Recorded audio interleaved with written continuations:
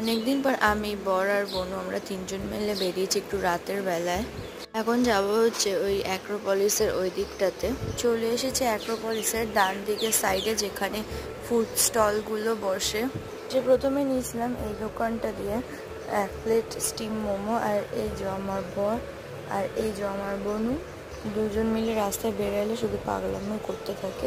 আর এই দোকানের মোমোটা খেতে খুব একটা ভালো ছিল না, আমাদের কারোরই ভালো লাগেনি।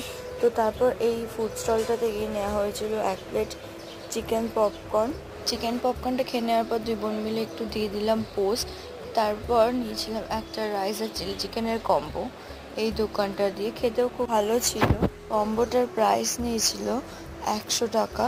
আর আমার বরের থেকে ক্যামেরা করলেই মুখ চোখ শুধু তাকাতেই থাকে। তো যাই হোক, আমাদের খাওয়া দাওয়া কমপ্লিট। তাহলে চলো টাটা, দেখা হচ্ছে কোনো নতুন ভিডিওর সাথে।